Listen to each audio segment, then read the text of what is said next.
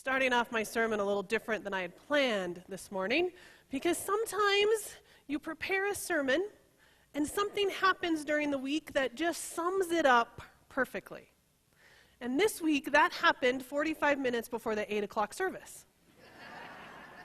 So if you were here last week when Ryan kicked off our sermon series and explained our wall, then you know that last week we had another part to the wall, and I think that was red last week, and it had fear written on it.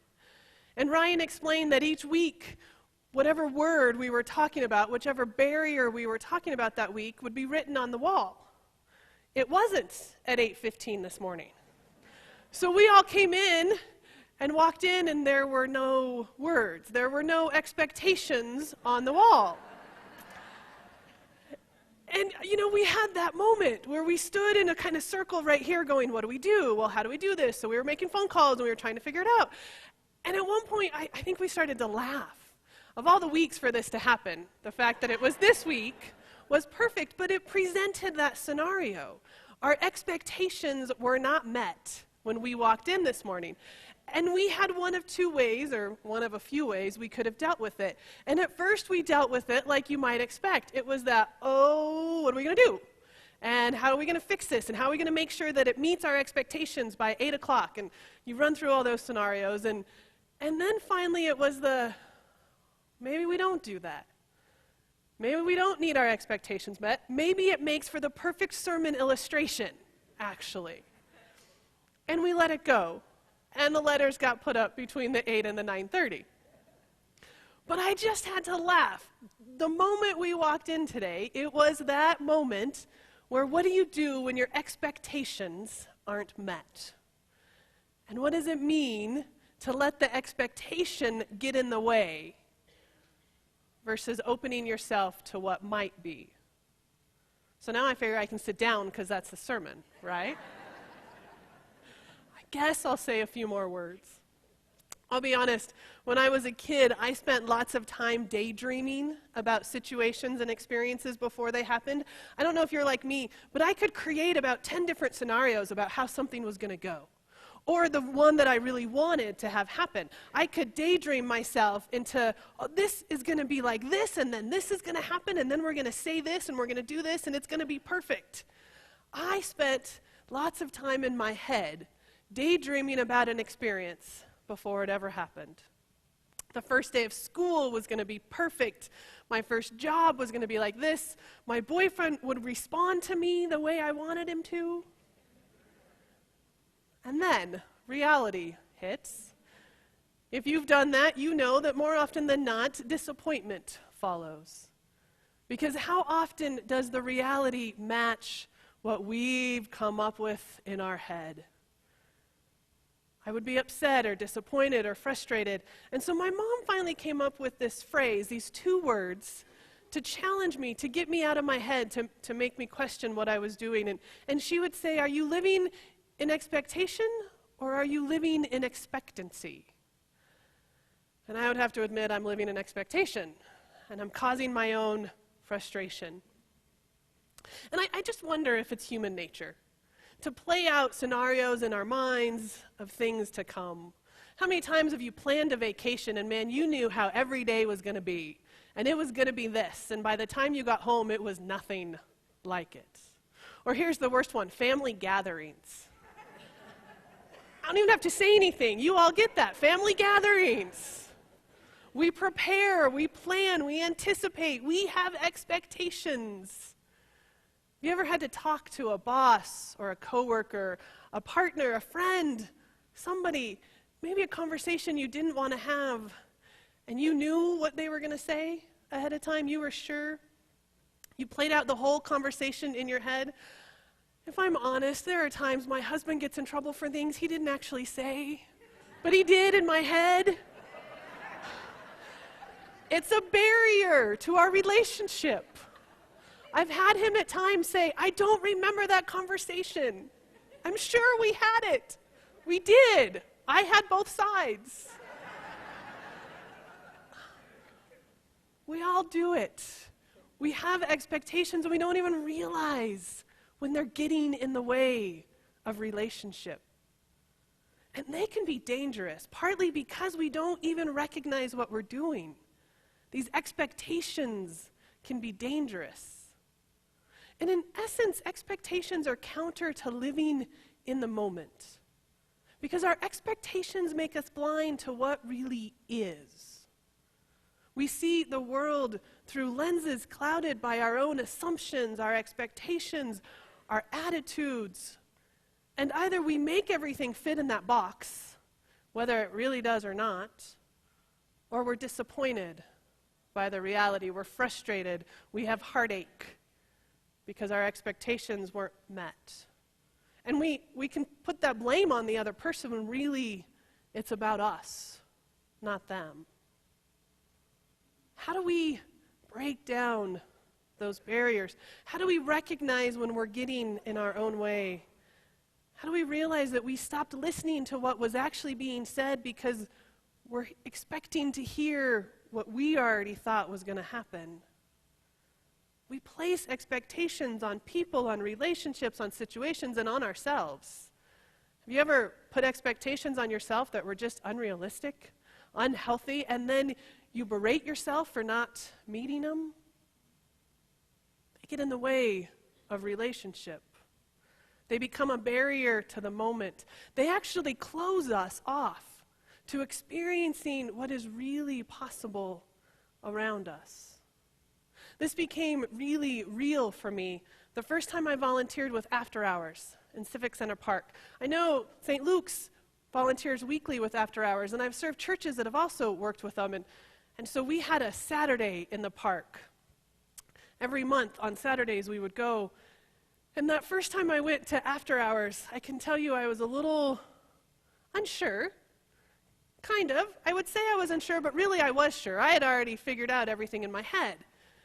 There's a whole community that we're serving, and it's the homeless community. And how many stereotypes are there about people in the homeless community?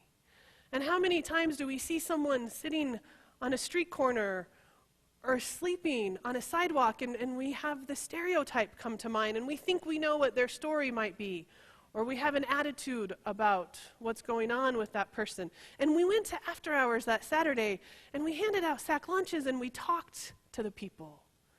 And all those stereotypes and expectations had to melt away. Because when I actually delved into a relationship where I was truly open to hearing from someone, not what my expectations were, but what that person really had to say, it wasn't like I thought it was going to be. They weren't who I thought they were supposed to be. The relationship that I could have enriched me in a way that I hadn't expected or been prepared for. And I left that time in the park a better person. And I realized Jesus has a lot of messages in that way. He probably would have spent more time in the park than he would be in our sanctuary. He challenges our expectations. Have you ever just walked down the street and made assumptions about people that pass you? Based on hair color or piercings or tattoos, what I really want to ask is, has Ryan met your expectations with all his tattoos? I think it's great for a church to have to think about our expectations. How often do people not turn out to be who we thought they would? One of my closest friends right now is someone I never thought I wanted to get to know. And now she's a dear friend. Expectations get in our way. They become a barrier between us and each other and between us and God. And I think we hear this echoed in Paul's words to the church in Galatia. We're in the 2nd chapter, and in the chapter, I'm going to read from the Message, which is more a modern version. In the 2nd chapter, Paul says, "As for those who were considered important in the church, their reputation doesn't concern me. God isn't impressed with mere appearances, and neither am I. And of course, these leaders were able to add nothing to the message I had been preaching.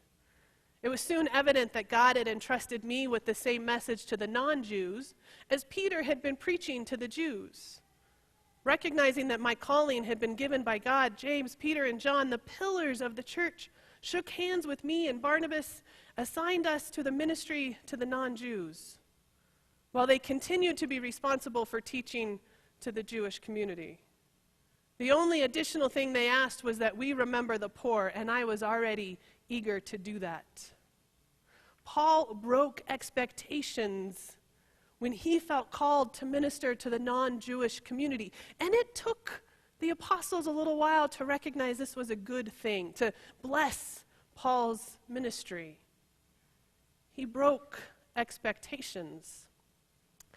And in Paul's letter, he is frustrated with the community in Galatia because they were allowing their expectations to become a barrier between them and God. And you hear this in his words. The people expected the established religious leaders to get it right. They were willing to follow those leaders even when their actions were inconsistent with Paul's teachings. Paul's response to this is great. I chose the message because I love the way the wording is. Paul's response in 2 sentences is meant to challenge expectations and assumptions, and he said, "As for those who were considered important in the church, their reputation doesn't concern me." My favorite part, God isn't impressed with mere appearances, and neither am I. If we admit, if we're honest, I think we have to admit that sometimes appearances, reputations, lead us to expectations. And those expectations can prevent us from seeing what's really going on or getting to know someone for who they really are rather than the reputation or the appearance that we've put on them. The community expected the church leaders to have it right. They expected the authority positions to have it all figured out. They expected that things would go on the way it was. And Paul told him that their expectations had led him astray, that God is often revealed in the most unexpected ways by the least expected people. And I wonder, how many times do we miss God? Do we miss God in the moment because God's not coming to us in the way we expected? The other side of this, that word I said earlier, is expectancy, the state of expectancy. The state of expectancy is one that opens us to what might be. It allows us to experience our days more fully because it opens us to see what's really happening in the moment, not what we thought should be happening. It allows us to be present to what's unfolding around us with clearer lenses and open minds. What might this person have to teach me rather than that attitude that I already know what they're going to say? And it isn't always letting go of the anticipation or the excitement or the anxiety. That's still there. We just stop deciding that we know what's going to happen. We know what should happen. We decide ahead of time what my husband's going to say in that conversation.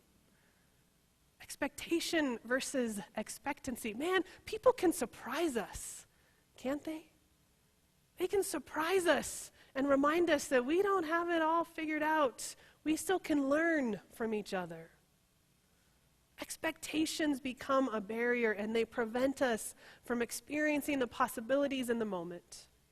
They hinder us from recognizing not only our own potential, but the potential of others around us. Expectations get in the way of our relationship with God. So for me, the goal is to live into expectancy, to be open to the Spirit, to be open to the moment, to recognize that I can't decide what someone else is going to do or how something is going to turn out. Recognize that I can get in the way with my expectations. So now we have the letters on the wall, and they're big, bright letters that remind us that expectations can be a barrier if we let them. If we choose to hold on, if we say our expectations are more important than the openness to what might be. What barriers of expectations have you built? Are you willing to take them down? Jared Ediger was one of our Stephen ministers. he's going to share his story of taking down the expectations.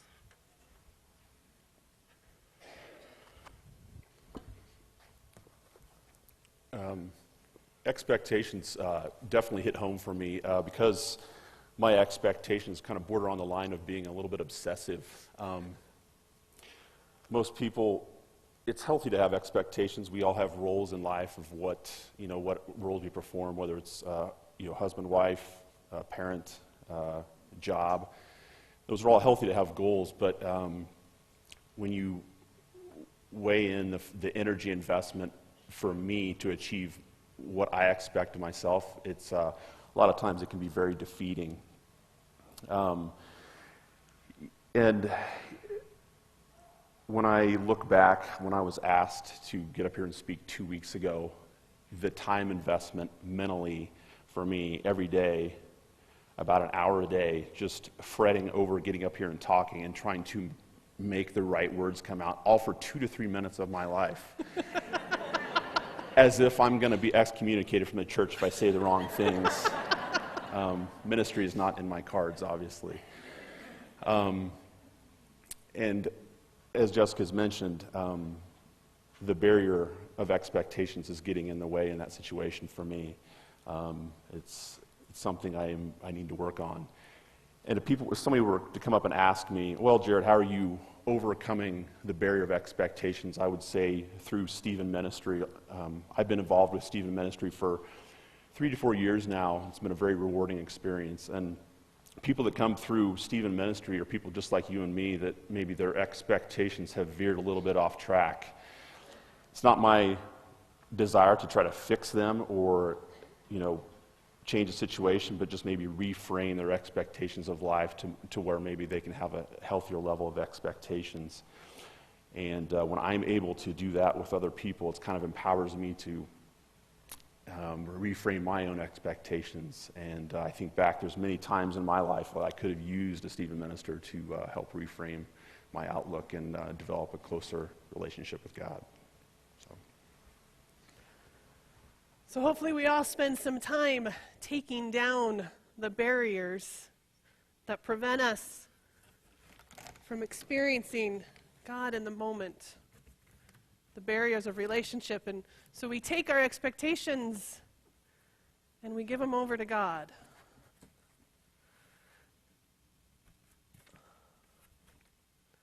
You're invited to do the same.